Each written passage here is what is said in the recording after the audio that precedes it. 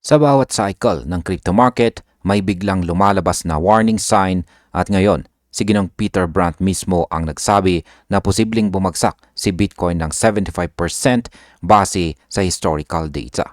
Ito ay pumutok matapos po ang pagbaba ni Bitcoin sa ilalim ng $90,000 nitong December 1 na nagdala ng malaking takot sa market. Sa mga nakalipas na oras, mahigit 725 million long positions ang na-liquidate, kaya malaki ang naging epekto sa sentiment. Pero ang mahalagang tanong natin ngayon ay simple. Totoo bang posible ang 75% crash o ito ba ay bahagi lang ng volatility na normal sa bull market? Para po sa atin bilang mga traders, malaking bagay ang ganitong analysis dahil ito ang nagtatakda ng risk management natin sa susunod na galaw.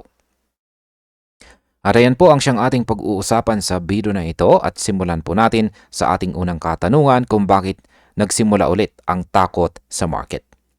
Yan, maraming nag-uugnay sa biglaang pagbaba ni Bitcoin sa mabilis na paggalaw ng Japanese yen. Pero ayon po sa ilang analyst, over-leverage positions ang tunay na dahilan. Kapag mababa po ang volume, madali ang biglang pagbagsak dahil walang sapat na liquidity para saluhin ang presyo. Ito ang nagresulta sa sunod-sunod na liquidation kaya mas lumalim po ang drop or pagbagsak. Para po sa atin, ang ibig sabihin nito ay dapat mas maging maingat po tayo, lalo na kapag mataas ang leverage sa market. Dahil kahit maliit na galaw ay nagiging malaking sell-off. Sa ganitong environment, nagiging mas malakas ang takot at mas mahirap makita ang totoong trend. Kaya mahalagang malaman po natin kung bakit naging bearish itong si Ginong Peter Brandt dahil hindi lang ito tungkol sa short-term analysis. Ngayon ay ano po ba ang sinasabi ni Ginong Brandt tungkol sa parabolic advance? Ayan. Ayon po kay Ginoong Brandt, may tinatawag na dominant parabolic advance na laging nakikita tuwing bull market ni Bitcoin mula pa noong 2009. Ito ay upward sloping pattern na nagsisilbing guide ng presyo habang umaakyat ang trend. Ang mahalaga dito ay tuwing nasisira ang parabolic line, nagkakaroon po ng 75% or higit pa na crash. Hindi lang ito isang beses nangyari, kundi 5 beses na. Kaya ang punto po ni Ginong Brandt ay simple. Kung paulit-ulit lang itong nagawa ng market noon, mataas po ang posibilidad na maulit-ulit. Kaya para po sa atin bilang mga traders, ang parabolic violation ay sinyalis po ng potensyal na long-term trend reversal hanggang sa makita po natin ang bagong support structure. Ngayon ay totoo ba na laging nagkakaroon ng 75% crash pagkatapos ng violation? Batay po sa historical data, halos pare-pareho ang naging galaw ni Bitcoin matapos masira ang parabolic advance. Noong 2011, bumagpasak po si Bitcoin mula $15 hanggang $1 na 86% drop. Noong 2013, mula 827 pababa sa 162 na 80% drop. Noong 2017 hanggang 2018, bumagsak si Bitcoin mula 14,000 hanggang 3,125 na 77% drop. At noong 2021 hanggang 2022, mula 59,980 pababa sa 15,479 na may 74% drop. Kaya malinaw na consistent ang pattern na binanggit dito ni Ginong Brandt.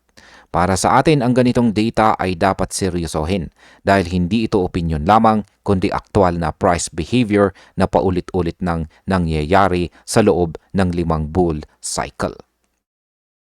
Ngayon ay nasira na ba ulit ni Bitcoin ang parabolic line? Base po sa chart dito ni Ginong Brandt, nagsimula ang bagong parabolic advance pagkatapos ng FTX crash noong 2022. Mula noon, sunod-sunod ang pag-angat ni Bitcoin hanggang humina ang momentum nitong nakaraang buwan kaya nabasag po ang trendline sa weekly chart. Ito ang dahilan kung bakit sinabi niyang posibleng papunta tayo sa bagong bear phase. Kung susundin po ang pattern, ang theoretical crush target ay nasa $25,750 kung magaganap ang 75% drop mula 103,000 level. Pero hindi ibig sabihin na guaranteed ito.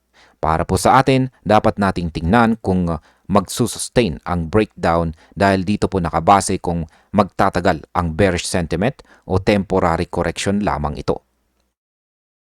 Ngayon ay paano naman po ito tinatanggap ng ibang mga analyst? Hindi lahat ng analyst ay kumbinsido na tapos na ang bull market.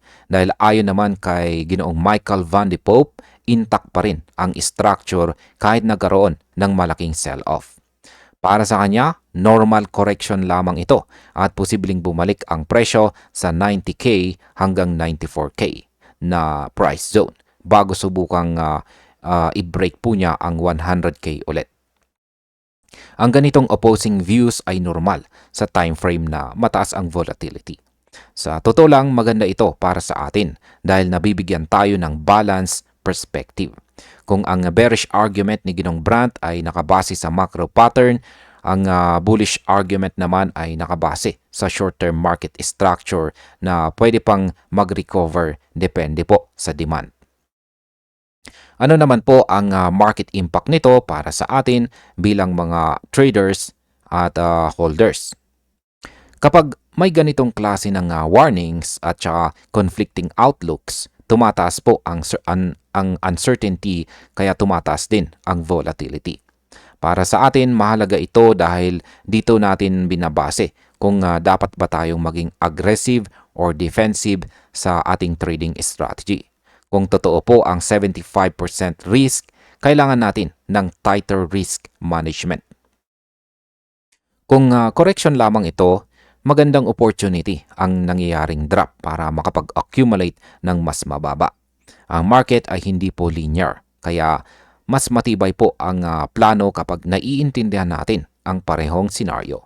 At sa ganitong sitwasyon, hindi po mahalaga kung bullish o bearish ka. Ang mahalaga ay handa ka sa anumang galaw ng market dahil dito po nagmumula ang tunay na edge. At bilang panghuli ay ano naman ang aking masasabi tungkol dito?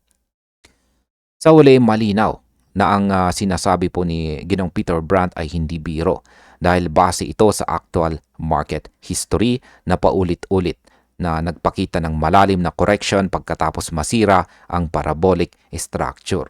Pero hindi ibig sabihin na guaranteed na mangyayari ulit dahil iba po ang fundamentals ng market ngayon at mas malaki po ang liquidity kumpara sa mga nakaraang cycles. Para po sa akin, dapat po nating irespeto ang pattern at sabay nating tingnan ang bullish arguments para hindi po tayo maging biased. Ang pinakamalaga ay ang pag-observe sa susunod na galaw ni Bitcoin, lalo na kung babalik ito sa 100K price range. Dahil dito po natin malalaman kung correction lang ba ito o simula ng malaking downturn. At ayan, hanggang dito na lamang po tayo sa video na ito mga ka-crypto. Maraming salamat sa panonood.